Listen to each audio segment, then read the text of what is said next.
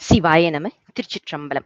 ஞானாசிரியராகவும் ஞான குருவாகவும் எம்மை வழிநடத்தும் நம்பி ஆரூரர் திருவடிகளையும் அண்ணாமலை பெருமான் திருவடிகளையும் மனம் மொழி மெய்களால் வணங்கி மகிழ்கின்றேன். இன்றைய பன்முக நோக்கில் 9ஆம் திருமுறை என்ற நிகழ்வில் நாம இப்ப பார்க்க போறது 9ஆம் திருமுறையில வர்ற 4 வகை நெறிகள் என்று சொல்லப்படுவது. நம்ம எல்லாருக்குமே தெரியும். இந்த சைவ சித்தாந்தத்தை படித்தவர்கள் அனைவருக்குமே, திருமுறைகள்ல தோய்ந்த அனைவருக்குமே அந்த 4 நெறிகள் என்பது மிகவும் முக்கியத்துவம் வாய்ந்தது. அத பத்தின ஒரு அமைப்பா தான் இன்றைய பொழிவு நமக்கு அமைய இருக்கின்றது. நம்ம எல்லாருக்கும் சொல்லுவாங்க, 4 பேர் போன வழியில போகணும்பா அப்படின்னு சொல்லுவாங்க. அந்த 4 பேர் போன வழி ஏன் அத்தனை முக்கியத்துவம் வாய்ந்தது அப்படின்னு நாம கொஞ்சம் யோசிச்சு பார்த்தோம்னா, சீவன் சிவனாக வேண்டும் அப்படின்ற ஒரே ஒரு காரணத்தினால பெருமான் என்ன பண்றாருன்னா, மிகப்பெரிய ஒரு வரம் கொடுக்கிறாரு. அந்த வரம் தான் தனு கரண புவன போகம் என்று நாம பார்க்கிறோம். அதாவது உடல், தனு என்றால் உடல், கரணம் என்றால் உட்கருவி, புறக்கருவி என்று 2மே வரும். புவனம் அப்படின்னா நமக்கு தெரியும், நம்மள சுத்தி இருக்கிற உலகம். போகங்கள் அப்படிங்கிறது உலக நுகர்ச்சி பொருட்கள். ஆக இந்த தனுகரண புவன போகத்தை பெருமான் ஏன் கொடுக்கிறாரு அப்படின்னா, இந்த சீவன் சிவமாம் தன்மை பெற வேண்டும் அப்படிங்கிறதுனால. அப்ப நாம இந்த தனுகரண புவன போகத்திலேயே இருந்து அதிலேயே அழுந்தி விடாமல், ஆனால் அதை துய்த்துக் கொண்டு ஒரே நேரத்துல பெருமானை நோக்கின பயணத்திற்கு நம்மை ஆயத்தம் செய்து தயார் செய்து அந்த வழியில் நாம் முன்னேற வேண்டும். இதை நமக்கு சொல்லிக் கொடுக்க வந்தவர்கள் தான் 4 பெருமக்கள். 4 பாருங்க, உலக வாழ்க்கையில இருந்து கொண்டே, கடமைகளை செய்து கொண்டே, அதே நேரம் நம்மை வழிநடத்தும் ஒரு ஒரு அழகான ஒரு அமைப்பை நாம பார்க்கிறோம். நம்மையும் அதைத்தான் சொன்னாங்க. எல்லாத்தையும் விட்டுட்டு சந்நியாசம் எடுத்துட்டு போன்னு சொல்லவே இல்ல. உலக வாழ்க்கையில இருந்து கொண்டே, நம்மளுடைய கடமைகளை தவறாமல் செய்து கொண்டு, அதே நேரத்துல இறை சிந்தனை மாறாமல் இருப்பதற்கான வழிமுறைகள் தான் இந்த 4 வகை நெறிகள் என்று சொல்லப்படுவது. இந்த 4 பேர் போன வழியைத்தான் நாம சரியை, கிரியை, யோகம், ஞானம் என்பதாக பார்க்கின்றோம். இந்த கருத்து 9ஆம் திருமுறையில எங்கெல்லாம் வருது அப்படிங்கிற ஒரு குறிப்பாகத்தான் இன்றைய சிந்தனை நமக்கு அமையப் போகின்றது. இந்த 4 வகை நெறிகள் அப்படின்றது என்னன்னு பார்த்தீங்கன்னா, இத வேற விதமாகவும் சொல்லுவோம். உதாரணத்துக்கு பார்த்தீங்கன்னா, சைவ நன்னெறி, சைவ நாற்படிகள், சிவபுண்ணியங்கள், 4 வகை நெறிகள் என்று பல பெயர்கள் இதற்கு இருப்பதை நாம பார்க்கின்றோம். திருமூலர் இததான் சுத்த சைவத்தது உயிரதே அப்படின்னு சொல்றாரு. சுத்த சைவம் அப்படிங்கிற ஒரு சொற்றொடர் பயன்படுத்திட்டு, சுத்த சைவத்தோடைய உயிராக இருப்பதுதான் இந்த 4 வகை நெறிகள் அப்படிங்கிறதாக நமக்கு திருமூலதேவ நாயனார், அதாவது 10ஆம் திருமுறையில வருவதை பார்க்கின்றோம். உதாரண பாடல் பாருங்க, திருமந்திரத்துல வர்ற பாடல். திருச்சிற்றம்பலம். சார்ந்த மெய்ஞானத்தோர் தானவனாயினோர் சேர்ந்த எண் யோகத்தர் சித்த சமாதியோர் ஆய்ந்த கிரியையோர் அருச்சனை தப்பாதோர் நேர்ந்த சரியையோர் நீள் நீளத்தோரே. இந்த 4 நெறிகள் என்னங்கிறத ஒரே பாடல்ல 4 வரிகள்ல வச்சு மிக அழகாக நமக்கு சொல்றாரு. இதுல பாருங்க, சார்ந்த மெய்ஞானத்தோர் தானவன் ஆயினர். என்னன்னா, சிவமாம் தன்மையை எய்தி அந்த மெய்ஞானம் என்று சொல்லப்படுகின்ற நிலைப்பாட்டில், நம்ம இன்னைக்கு சொல்றோம் இல்லையா, சத்தினிபாதம் மற்றும் ஒரு இருவினை ஒப்பு என்பதெல்லாம் நிகழப் பெற்றவர்கள் ஞானமாம் தன்மையில் இருக்கின்றார்கள். ஆனா மனத்தை சமாதி நிலையில் அடங்க பெற்றவர்கள், அதாவது அட்டாங்க யோகம் செய்து சமாதி நிலையில் இருக்கக்கூடியவர்கள், இந்த யோக நிலையில் இருக்கக்கூடியவர்கள் அப்படின்னும், ஒரு நாள் விடாம அர்ச்சனை தவறாமல் பெருமானுக்கு செய்யக்கூடியவர்கள் கிரியை நிலையில் இருப்பதாகவும், அதே நேரம் தலம் மூர்த்தி தலம் மூர்த்தி தலம் தீர்த்தம் என்று சொல்லுவாங்க இல்லையா, அந்த மாதிரி மூர்த்தி தலம் தீர்த்தம் என்று முறையாக வணங்கி வருபவர்கள் சரியை நிலையில் இருக்கக்கூடியவர்கள் அப்படிங்கிறதையும் நமக்கு மிக அழகாக இந்த பாடலில் பார்க்கின்றோம்.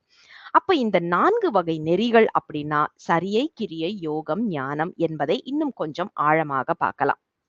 இதுல சரியை, கிரியை இதெல்லாம் பார்த்தீங்கன்னா, உபாயம் என்று ஒன்றும், உண்மை என்று ஒன்றும் இருக்கு. உதாரணத்துக்கு, "சாமி நான் இன்னைக்கு வந்து 108 தடவ கோயில சுத்தி வரேன் சாமி. என்ன எப்படியாவது பரீட்சையில பாஸ் பண்ண வச்சுரு சாமி. நான் வந்து செவ்வாய்க்கிழமை தோறும் வந்து விளக்கு போடுறேன் சாமி. எனக்கு ஒரு கல்யாணத்த பண்ணி வச்சுரு சாமி." இப்படி ஒரு விண்ணப்பத்தோடு நாம் ஏதாவது ஒன்று செய்தால், சரியை, கிரியை என்று எது செய்தாலும், அது உபாயத்தில் தான் வரும். ஏன்னா எதிர்பார்ப்பு இருக்கு. எதிர்பார்ப்பு இல்லாமல் பெருமானுக்காக, பெருமான் மேல் கொண்ட அன்பின் காரணமாக, பற்றின் காரணமாக நாம வந்து எந்த எதிர்பார்ப்பும் இல்லாமல் செய்வது உண்மை சரியை, உண்மை கிரியை என்பதில் அடங்கும். இந்த பொழிவு முழுவதுமே 9ஆம் திருமுறையில நாம பார்க்கிறது எல்லாமே உபாய சரியை, உபாய கிரியையில வராது. உண்மை சரியை, உண்மை கிரியையில தான் அடங்கும். அந்த மாதிரி உள்ள 4 நிலைகள் தான் இப்ப நம்ம பார்க்க போறோம். முதல்ல பார்க்க போறது சரியை என்ற நிலை. இது நாம ஏற்கனவே சொன்னது போல, சரியை தான் முதல்ல வரக்கூடியது. 75% உடல் தொண்டு, 25% மனம் சார்ந்தது. இது சாதாரணமா செய்வது, அதாவது இப்போ உடலால செய்ற தொண்டு அப்படின்னா, சரி, சரி காலையில எந்திரிச்சு எல்லாத்தையும் செய்திரலாம். அப்படி கிடையாது. அன்போடு செய்வது. உடல், மனம் ஒன்றி செய்வது. ஆனா 75% உடல் தொண்டு. இதுல தான் பார்த்தீங்கன்னா, ஆண்டான் அடிமை அப்படின்னு சொல்றோம் இல்லையா? அந்த பாவனை வரும். தாச மார்க்கம் என்ற வடமொழியில சொல்ற ஒரு குறிப்பு. இந்த தாச மார்க்கம் என்னன்னா, பெருமான் எனக்கு எஜமானன். நான் அவனுடைய அடிமை. அப்ப அவர் என்ன சொல்றாரோ, அதை நான் செய்ய வேண்டும். என் பணி அ என் கடன் பணி செய்து கிடப்பதே. எனக்குன்னு எந்த ஒரு புத்திசாலித்தனமும் கிடையாது. சாமி என்ன சொல்றாரோ, அத பார்த்துட்டு அப்படியே நான் செய்து கொண்டு இருக்கின்றேன். அப்படிங்கிற நிலை தான் இந்த தாச மார்க்கம் என்பதாக நாம பார்க்கின்றோம். இதுல என்ன ஒரு சிறப்பு அப்படின்னா, எல்லா அதாவது இப்போ இந்த நிலையில நிற்கின்றவர்கள், இந்த இந்த சரியை தொண்டுல நிற்கின்றவர்கள் வந்து என்ன செய்வாங்க அப்படின்னா, எந்த ஒரு ஏற்றத்தாழ்வும் இல்லாமல் அனைத்து உயிரிடத்தும் ஒரே மாதிரி அன்பு செய்யும் நிலைப்பாட்டில் இருப்பவர்களாக இருப்பார்கள். அதுதான் சரியை தொண்டு. ஏற்றத்தாழ்வு என்பது அவர்களுக்கு வரவே கூடாது. வராது. வந்ததுன்னா அது சரியை தொண்டாகவும் நிற்காது. ஆக இந்த சரியை தொண்டு என்று சொல்லப்படுவது என்ன அப்படின்னு பார்த்தோம்னா, இதுதான் ரொம்ப ரொம்ப அழகான ஒரு இடம். என்னன்னா, அ இன்னைக்கு நாம பார்க்குறோம். கோயிலுக்கு போறோம். கோயிலுக்கு போயிட்டு என்ன செய்றோம் அப்படின்னா, ஒரு பேப்பர கசக்கி அங்கேயே தூக்கி போடுறோம். இல்லன்னா தயிர் சாதம் குடுத்தாங்கன்னா, வாங்கிட்டு அங்கேயே வந்து அந்த மதில் சுவர்லயோ, இல்லன்னா தூண்லயோ தடவிட்டு வர்றது வந்து, போற புண்ணியத்துக்கு எதிர்மறையாக பாவத்தை சேர்த்து வருகின்றோம். ஏன்னா கோயில் என்பது பெருமானுடைய வீடு. அதனால தான் இல். கோ என்றால் இறைவன், தலைவன், மகாராஜா. மகாராஜா இருக்கக்கூடிய இல்லம். அதுதான் கோயில். நாம என்ன பண்றோம்? அவருடைய வீட்டுக்கு போயிட்டு, அவருடைய வீட அழுக்கு பண்ணிட்டு இருக்கிறோம். யோசிச்சு பாருங்க. நம்ம வீட்டுக்கு ஒருத்தர கூப்பிடுறோம். வர்றாங்க. நல்ல சாப்பாடு போடுறோம். கைய கழுவாம செவுத்துல தடவுனாங்கன்னா, நம்மளுக்கு எவ்வளோ கோவம் வரும்? சாதாரண வீட்டுக்கே நம்மளுக்கு இவ்வளோ இருக்குன்னா, சிவபெருமானுடைய வீட்ல நாம எவ்வளலாம் அழுக்கு பண்றோம்னு யோசிச்சு பாருங்க. திருநீர வாங்குறோம், அங்கேயே ஒரு மதில்ல கொட்டுறோம். குங்குமம் வாங்குறோம், அதையும் ஒரு மதில்ல கொட்டுறோம். இது எல்லாமே வந்து கோயிலை அசுத்தப்படுத்துவது. அப்ப இது வந்து பெரும் பாவத்தை சேர்க்கக்கூடியது. அப்ப புண்ணியம் அப்படின்னா, அதற்கு எதிர்மறையா தானே வரும். என்னன்னா, திருக்கோயில கூட்டுவது, மெழுகுவது, அத அங்க கழுவி விடுவது, திருவிளக்கு ஏற்றுவது, அப்புறம் அங்க வந்து நந்தவனம் அமைத்து அதற்கு உரம் போட்டு, சரியாக பராமரித்து வருவது, அங்க உள்ள பூ தொடுத்து, பூவ எடுத்து பூமாலை தொடுத்து, அத பெருமானுக்கு வந்து கொடுப்பது. அதே மாதிரி அம் அ அ பூஜைக்கான அ அந்த திரவியங்கள்லாம் இருக்கும் இல்லையா? அதையெல்லாம் எடுப்பது மற்றும் அந்த பூசை பொருட்கள் அது எல்லாத்தையும் அதே மாரி பூஜைக்குள்ள பொருட்களை எல்லாம் கழுவி வைக்கிறது. ஆம் இப்ப நம்ம வந்து பெருமான வந்து வலம் வரும்போதெல்லாம் வந்து தீவர்த்தி, குடை இப்படி பிடிப்பாங்க தெரியுமா? அந்த மாதிரி உள்ளது. ஆலவட்டம் இதெல்லாம் பிடிக்கிறது. பெருமானுடைய வாகனத்தை துடைத்து கழுவி இதையெல்லாம் பண்ணுவது. அதே மாதிரி இறைவனுடைய புகழ் பாடுவது. ஆ சிவனடியார்களை கண்டால் வணங்கி நிற்பது. அவர்களுக்கு சேவை செய்வதும் நமக்கு வந்து சரியில வரும். அதே மாதிரி உழவாரப் பணி. இத மறக்க முடியுமா? உழவாரப் பணி அப்படின்னா, பழங்கோயில்கள் எங்கெல்லாம் இருக்கோ, அதையெல்லாம் புதுப்பிப்பது. அங்க உள்ள மரம், செடி எல்லாம் மண்டி கிடந்துச்சுன்னா, அது எல்லாத்தையும் சரி செய்வது, சீர் செய்வது. இது எல்லாமே உழவாரப் பணியில வரும்.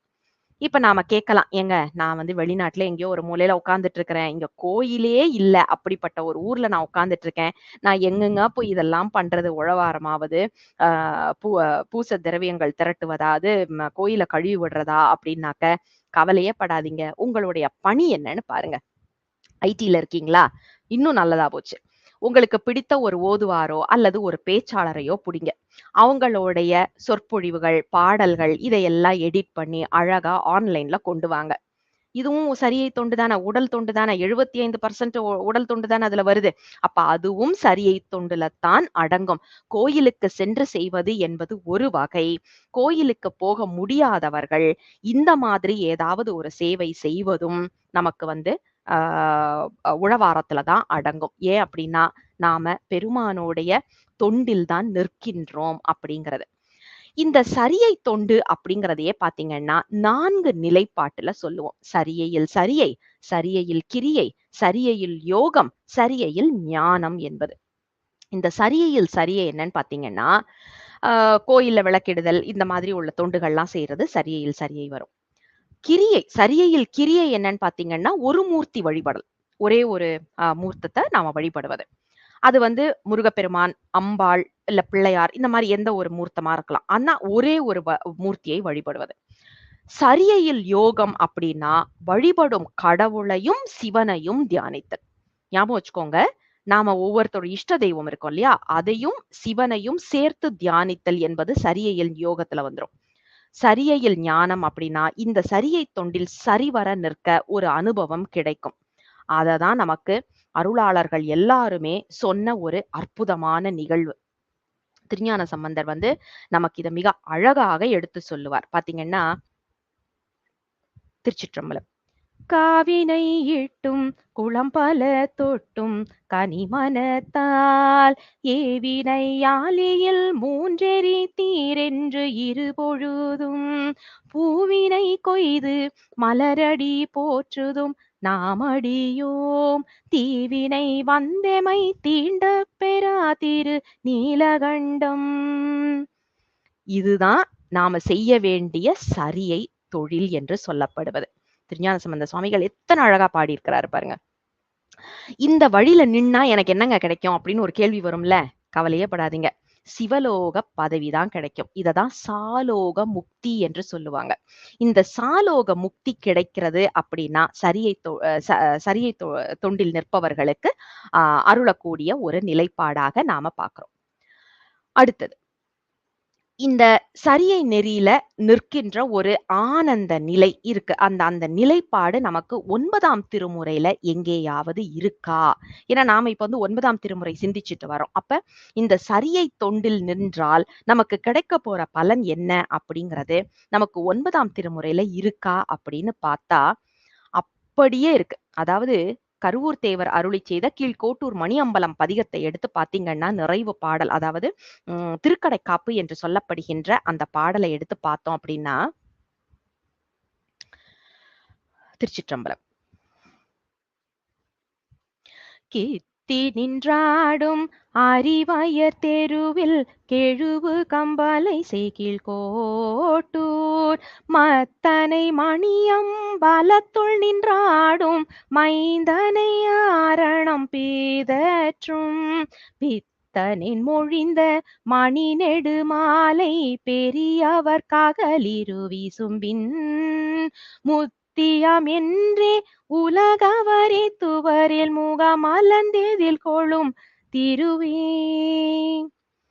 எப்படி ஒரு ஷார்ட்கட் நமக்கு கொடுக்கிறாரு பாருங்க. என்னன்னா, இந்த கீழ்கோட்டூர் மணியம்பலத்துல உள்ள பதிகம் இருக்கு இல்லையா? இந்த பதிகத்தை முழுவதுமாக பாடினால் நமக்கு கிடைக்கப் போவது அழகான சாலோக முக்தி அப்படிங்கிறத நமக்கு சொல்லிட்டாரு. இப்ப நமக்கு ஒண்ணு ஆஹா! எனக்கு ஷார்ட்கட் கிடைச்சிருச்சு. அப்ப நான் ஏன் போய் கோயிலுக்கு போய் அவ்ளோ கஷ்டப்படணும்? நான் பேசாம இந்த பதிகத்தையே படிச்சுட்டு இருந்துரலாமான்னா, அது வேலைக்கு ஆவாது. ஷார்ட்கட் எப்ப வேலை செய்யும்னா, எனக்கு கோயிலுக்கே போக முடியலைங்க. எனக்கு கால் அடிபட்டு ஆஸ்பத்திரியில நான் வந்து அட்மிட் ஆயிருக்கிறேன். இல்ல வெளியூர்ல இருக்கிறேன். நான் இருக்கிற இடத்துல கோயிலே இல்ல. நான் இந்த மாரிலாம் எதுவுமே செய்ய முடியாது. அப்படிங்கிற பட்சத்துல தான் திருமுறைகளை எடுத்து படிக்கும்போது நமக்கு அந்த பலன் கிடைக்கும். இல்லைன்னா, கோயிலுக்கு போய் உழவாரம் செய்து அங்க உட்கார்ந்து இந்த பதிகத்தை படித்தால் பலன் 2 மடங்காக வரும். சோம்பேறித்தனத்திற்கு கண்டிப்பாக திருமுறைகள் துணை நிற்காது என்பதையும் இந்த இடத்துல சொல்லிக்கொள்ள கடமைப்பட்டிருக்கின்றோம். ஆக நாம செய்ய வேண்டியது 9ஆம் திருமுறை பதிகத்தை எடுத்து வைத்து முற்றோதலாக செய்யும் போது நமக்கு கண்டிப்பாக சாலோக முக்தி பெருமான் அருள் செய்வார் என்பது நமக்கு கருவூர் தேவருடைய வாக்கு. வேற யாரும் நமக்கு சொல்ல வேண்டாம். ஒரு சித்தர், அதாவது கருவில் ஊரார் என்பதனால கருவூரார்ன்ற பேர் வந்துச்சாம். அப்படிப்பட்டவர் நமக்கு சொல்லக்கூடிய அற்புதமான நிகழ்வாக இதை பார்க்கின்றோம். சரி, இப்ப சரியை பார்த்துட்டோமா? 2வது நிலையாக இருக்கக்கூடிய கிரியை. இந்த கிரியைன்னு சொல்றது 50% உடல் தொண்டு, 50% மனம் சார்ந்த தொண்டு. குரு மூலமாக சமய தீக்கை, விசேட தீக்கை, நிர்வாண தீக்கை என்பதாக பெற்று வழிபாட்டு முறையில நாம ஆன்மார்த்த பூசையாகவும் பரார்த்த பூசையாகவும் நிற்கக்கூடிய நெறிதான் இந்த கிரியை நிலை என்று சொல்லப்படுவது. அதாவது திருமலர்கள், திருமஞ்சனம் முதலியவற்றால் அழகு செய்வது, பெருமானுடைய திருமேனியை அழகு செய்வது, தூபம் தீபம் ஏற்றுவது, உபசாரங்கள் செய்வது, பெருமானை வலம் வருதல், பெருமானை பணிந்து நிற்றல், தோத்திரங்கள் பாடுவது. இதுல என்னன்னா மந்திரங்கள் ஓதுவது எல்லாமே கிரியையில வரும் அப்படின்றது நம்ம முருபழ ரத்னம் செட்டியார் அவர்கள் குறிப்பிடுற ஒரு குறிப்பாகவும் நாம இங்க நினைவுல கொள்ளணும். ஐயாவுடைய புத்தகங்கள்லாம் அத்தனை அருமையா இருக்கும். அவர் மிக அழகா மந்திரங்கள் ஓதுவது என்பது கிரியை நிலையில இருக்கிறது அப்படிங்கிறத நமக்கு எடுத்து சொல்கின்றார். இப்ப இந்த நிலைப்பாட்டுல நிற்பவர்களுக்கு எப்படிப்பட்ட ஒரு நிலைப்பாடு அப்படின்னா, நமக்கு சாமீப முக்தி என்று சொல்லப்படுகின்ற அதாவது இது எப்படின்னா, சாமீப முக்தி அப்படின்னாக்க பெருமானுடைய பக்கத்திலேயே இருக்கக்கூடிய ஒரு நிலை. பெருமானுடைய உலகத்தில் இல்லாம பக்கத்திலேயே இருக்கக்கூடியது. இதுதான் சற்புத்திர மார்க்கம் என்று சொல்கின்றார்கள். அதாவது பெருமான் அப்பா, நாம அவருடைய மகன் மகள் அப்படின்னு எடுத்துட்டு பண்றது. இத திருமந்திரத்துல மிக அழகாக ஒரு பாடலோடு நமக்கு திருமூலர் சொல்கின்றார். திருச்சிற்றம்பலம். பூசித்தல் வாசித்தல் போற்றல் செபித்திடல் ஆசற்ற நற்றவம் வாய்மை அழுக்கின்மை நேசத்திட்டன்னமும் நீ சுத்தி செய்தல் மற்ற ஆசற்ற சற்புத்திர மார்க்கமும் ஆகுமே. அதாவது நாம என்னெல்லாம் செய்தா அது சற்புத்திர மார்க்கம் அப்படிங்கிறத பூசித்தல், பெருமானுடைய பாடல்கள், நூல்கள், புராணங்கள் வாசித்தல், போற்றுதல், செபம் செய்தல், அப்புறம் நல்ல தவங்கள் மேற்கொள்ளுதல், வாய்மை அழுக்கின்மை, இது எல்லாமே நமக்கு சற்புத்திர மார்க்கத்தில் அமையும். இதனால் நமக்கு கிடைக்கக்கூடியது சாமீப முக்தி அப்படிங்கிறதை மிக அழகாக எடுத்து சொல்லுகின்ற பாடலாக பார்க்கின்றோம். இதுல பாத்தீங்கன்னா கிரியையில் சரியை, அதாவது பூசை பொருட்களை திரட்டுவது கிரியையில் சரியையில வரும். அடுத்தது வெளியில பூசை செய்யறது. இப்ப பெருமானுக்கு கோயிலுக்கு போய் நாம பூசை செய்யறோம் அப்படின்னா கிரியையில் கிரியையா வந்துரும். ஆனா அகப்பூசை செய்தால் அது கிரியையில் யோகமாக வரும். இந்த கிரியை நிறையில எல்லாம் நிற்கும் போது ஒரு அனுபவம் கிடைக்கும் இல்லையா, அதுதான் கிரியையில் ஞானம் என்று சொல்லப்படுவது. இததான் நமக்கு அப்பர் பெருமான் எத்தனை அழகாக சொல்கின்றார் பாருங்க. திருச்சிற்றம்பலம். காயமே கோயிலாக கடிமனம் அடிமையாக வாய்மையே தூய்மையாக மனமணி லிங்கமாக நேயமே நெய்யும் பாலா நிறைய நீரமயாட்டி பூசனை ஈசனார்க்கு போற்றவை காட்டினோமே. திருச்சிற்றம்பலம். அதாவது இது கிரியையில நிக்கிற ஒரு நிலை அப்படின்னாலும் ஞானத்தில் மன்னிக்கணும், கிரியையில் ஞானமாக நாம இதை பார்க்கணும். இந்த உடலை கோயிலாகவும் மனம் அடிமை பண்பு நிறைந்ததாகவும் வாய்மையே தூய்மையாகவும் மனமணி இலிங்கமாகவும் நேயமே நெய்யும் பாலா நிறைய நீர் அமையாட்டி. யோசிச்சு பாருங்க, நேர்ல பால் அபிஷேகம் பண்ணணும்னா 1 லிட்டர் 2 லிட்டர் சரி 10 லிட்டர் 100 லிட்டர் அதுக்கு மேல பண்ண முடியுமா? ஆனா மனசுக்குள்ள பெருமான உட்கார வச்சு அப்படி பால் அபிஷேகம் பண்ணா அதுக்கு ஏதாவது லிமிட் இருக்கா? ஒண்ணும் இல்லையே. பெருமான குளிர குளிர குளிர அபிஷேகம் பண்ணலாம் இல்லையா? அததான் நமக்கு இங்க மிக அழகாக அப்பர் பெருமான் சொல்றாரு. அப்ப 9ஆம் திருமுறையில இதுக்கு ஷார்ட்கட் இருக்குதுங்களாங்க அப்படின்னு யாராவது கேட்டா இருக்குது. திருவாலி அமுதனார் அருளி செய்த கோயில் திருப்பதிகம் 23வது திருப்பதிகத்துல நட்டராகம் பண்ணல திருக்கடைக்காப்பாக அமைந்த 10வது பாடல் எடுத்து பாருங்க. என்ன சொல்றாரு நமக்கு திருவாலி அமுதனார் அப்படின்னா, திருச்சிற்றம்பலம். புரியும் பொன்மதில் சூழ்தரு தில்லையுள் பூசுரர் பலர் போற்ற எரியது ஆடும் எம் ஈசனை காதலி திணைபவள் மொழியாக வரைசை மாமதில் மயிலையர் மன்னவன் மறைவல திருவாலி பரவல் பத்திவை வல்லவர் பரமனதடியணை பணிவாரே.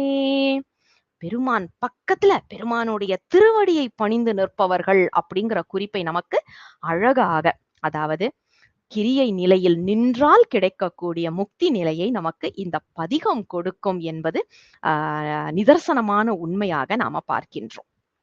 சரி, சரியை கிரியை பார்த்துட்டோமா? இந்த சரியையிலும் கிரியையிலையும் சரிவர நின்றால் 3வதான யோகம் என்பது கைகூடும். இந்த யோகம் அப்படிங்கிறது எப்படின்னா 25% உடல் தொண்டு, 75% மனம். இததான் சகமார்க்கம் அப்படிங்கிறதா பாக்குறோம் நாம. அதாவது சாரூப முக்தி கிடைக்கக்கூடிய சகமார்க்கம். நம்ம எல்லாருக்குமே தெரிஞ்ச ஒருத்தர் நம்பி ஆரூரர். அவர் இந்த மார்க்கத்தை நமக்கு சொல்ல வந்தவர். ஏன்னா அந்த தோழமை மார்க்கம்னு சொல்றோம் இல்லையா, சகமார்க்கம். பெருமானும் நானும் தோழமை கொண்டிருக்கின்றோம். அப்ப நமக்கு அதுல என்ன கிடைக்கும் அப்படின்னா பெருமானோடைய ரூபமுக்தி. நம்பி ஆரூரர், நந்தியம் பெருமான் இவர்கள் இருவருமே சாரூப முக்தி பெற்றவர்கள் என்பதற்கான சான்று நாம பார்க்கின்றோம். இதத்தான் திருமந்திரத்துல எப்படி சொல்றாரு அப்படின்னு பாத்தீங்கன்னா, திருச்சிற்றம்பலம். சயிலை லோகத்தினை சார்ந்த பொழுதே சயிலமதாகும் சராசரம் போல பயிலும் குருவின் பதிப்புக்க போதே கையிலை இறைவன் கதிர் வடிவாமே. பெருமானுடைய கதிர் வடிவம் கிடைக்குமா? யோசிச்சு பாருங்க. நம்பி ஆரூரர் அப்ப எத்தனை அழகா இருந்திருக்கணும் இல்லையா? கதிர் வடிவம் போல இருக்கின்றாராம். இதற்குதான் நாம சொல்லுவோம் தெரியுமா, அந்த அட்டாங்க யோகம் அப்படின்னு சொல்லிட்டு இயமம், நியமம், ஆசனம், பிராணாயாமம், பிரத்யாகாரம், தாரணை, தியானம், தாரணை, தியானம், சமாதி அப்படின்னு சொல்ற அந்த அட்டாங்க யோகம் அந்த 8 உறுப்புகள் கொண்டது. இதுல அப்படியே பயிற்சி செய்து செய்து செய்து படிப்படியாக தேறி வந்தால் யோக நிலை நமக்கு கை கிட்டும். இததான் திட சித்தம் உடையவர்கள் அப்படின்னு நாம கேட்கிறோம் இல்லையா, அப்படிப்பட்டவர்கள் அந்த யோகியர்கள் தான் அங்க இருக்கக்கூடியவங்க. இதுலயும் யோகத்தில் சரியை, யோகத்தில் கிரியை, யோகத்தில் யோகம், யோகத்தில் ஞானம் அப்படின்னு 4 விதம் பார்க்கின்றோம். இதுல பாத்தீங்கன்னா இயமம், நியமம், ஆசனம், பிராணாயாமம் இத 4ஐயும் செய்பவர்கள் யோகத்தில் சரியை. பிரத்யாகாரம், தாரணை என்பது யோகத்தில் கிரியை. தியானம் என்பது யோகத்தில் யோகம். சமாதி என்பது யோகத்தில் ஞானம். இதத்தான் நாம அந்த 4 பாதங்களாக பார்க்கின்றோம். இதுல 9ஆம் திருமுறையில ஷார்ட்கட் இருக்குதாங்க அப்படின்னு ஒரு கேள்வி வரும்ல. ஏன்னா நம்ம இப்ப அதோட சேர்த்து தானே பார்த்துட்டு இருக்கோம். 9ஆம் திருமுறையில இந்த குறிப்புகள் வருதா அப்படின்னா கண்டிப்பாக வருவதை நாம பார்க்கின்றோம். உதாரணத்துக்கு கருவூர் தேவர் அருளி செய்த திருப்பூவனம் திருப்பதிகம், அதுல வர்ற நிறைவு பாடல் பஞ்சமம் பண்ணல அமைந்தது பாடல். அதாவது திருக்கடைக்காப்பு பாடல்னு பாக்குறோம் இல்லையா, அதை எடுத்து பாத்தீங்கன்னா நமக்கு இதை மிக அழகாக எடுத்து சொல்லுகின்றார். திருச்சிற்றம்பலம்.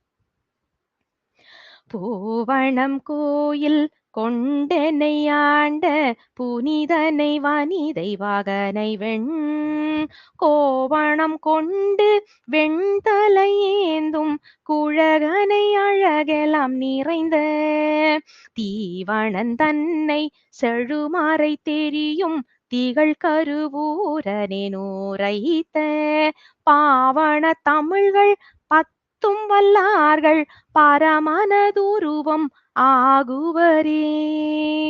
திருச்சிற்றம்பலம். பரமனது உருவம் ஆகுவார்களாம். யார் அப்படின்னா இந்த திருப்பூவனம் என்ற திருத்தலத்தில் அருளி செய்யப்பட்ட இந்த பதிகத்தை பாடினால் சொன்னவர் யாரு? கருவூர் தேவர்.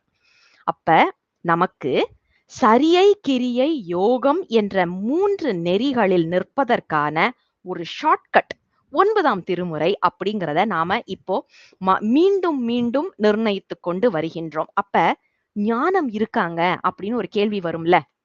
நமக்கு ஏற்கனவே மிக அழகாக ஸ்ரீனிவாசன் ஐயா ஞானத்தை பத்தி பேசிட்டாங்க. அது திருப்பல்லாண்டுல பேசியிருக்காங்க. அதை அடியொற்றியே நாமும் இப்போது நாம கொண்டு வர போறோம். அதாவது சரியை, கிரியை, யோகம் என்ற 4லையும் நின்றால் கைவரப் பெறுவது ஞானம். இந்த ஞானம் அப்படின்னா 100% சிவோகம் பாவனையில், சிவோகத்தில் அழுந்தி இருப்பது. இதத்தான் சாயுஜ்ய முக்தி என்று சொல்வது, சன்மார்க்க நெறி என்று சொல்லுவதும். அதாவது நமக்கு மாணிக்க வாசகர் இந்த நிலையில்தான் நமக்கு போதிக்க வந்தவர். இதுல கேட்டல், சிந்தித்தல், தெளிதல், நிட்டைகூடல் என்ற 4 அங்கங்களும். இதை கேட்ட உடனே நமக்கு நம்பி ஆரூரர் திருப்பதிகம் நினைவுக்கு வந்திருக்கணும். ஏன்னா அவர் ஒரே பாடல்ல இந்த கேட்டல், சிந்தித்தல், தெளிதல், நிட்டைகூடலை பத்தி பேசியிருக்கிறத நாம ஏற்கனவே சிந்திச்சிருக்கோம் வேற ஒரு பதிவுல. இந்த 4 நிறைகள், அதாவது 4 அங்கங்கள்னு சொல்றோம் இல்லையா, அந்த அங்கங்கள்ல முறைப்படி நின்றால் அப்போதுதான் நமக்கு ஒரு பக்குவம் கிடைக்கும். அந்த பக்குவம் வந்த உடனே ஒரு குரு நமக்கு வருவார். யார் குரு அப்படின்னா, பெருமானே மனித வடிவம் தாங்கி வந்து தீட்சை கொடுத்து உபதேசம் செய்து ஞானத்தை அளித்து நமக்கு முக்தியை வழங்குவார்.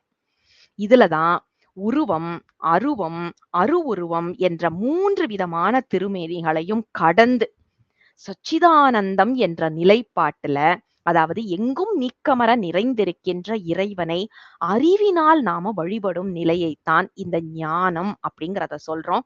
திருமூலர் எவ்வளவு அழகா இத நிர்ணயம் பண்றாரு பாருங்க. சர்க்குருவின் வழிபாடே சன்மார்க்கம் அப்படிங்கிறத நமக்கு சொல்றாரு. சர்க்குரு என்பது சிவபெருமான் மட்டும்தான். நம்ம எல்லாருக்குமே தெரியும். பெருமானை வழிபடுவதுதான் சன்மார்க்கம். எப்படிப்பட்ட பெருமான் அப்படின்னா, நமக்கு உபதேச குருவாக வரக்கூடிய பெருமான். இத பாத்தீங்கன்னா திருமந்திர பாடலை நாம இப்ப பார்க்கலாம். திருச்சிற்றம்பலம். தெரிசிக்க பூசிக்க சிந்தனை செய்ய பரிசிக்க கீர்த்திக்க பாதுகம் சூட குரு பக்தி செய்யும் குவலயத்தோருக்கு தருமுக்தி சார்பூட்டும் சன்மார்க்கம் தானே. ஆக குருவை வணங்கி நிற்றல், குரு பக்தி செய்யும் குவலயத்தோருக்கு தருமுக்தி சார்பூட்டும் சன்மார்க்கம் தானே என்பதுதான் இந்த திருமந்திர பாடல். அப்ப சர்க்குரு வழிபாடு நமக்கு பெருமானிடம் செல்லக்கூடிய இந்த அதாவது நாம பெருமானை நோக்கி செல்லக்கூடிய இந்த சன்மார்க்க நெறி அப்படிங்கிறத நமக்கு சொல்றாரு. இதுல பாத்தீங்கன்னா இதுலயும் 4 ஞானத்தில் சரியை, ஞானத்தில் கிரியை, ஞானத்தில் யோகம், ஞானத்தில் ஞானம் என்று 4ஆக பார்க்கிறோம். இதுல பாத்தீங்கன்னா ஞான நூல்களை கேட்டல் ஞானத்தில் சரியை, ஞான நூல்களை சிந்தித்தல் ஞானத்தில் கிரியை, ஞான நூல்களை தெளிதல் ஞானத்தில் யோகம், ஞான நிட்டை கூடல் ஞானத்தில் ஞானம்.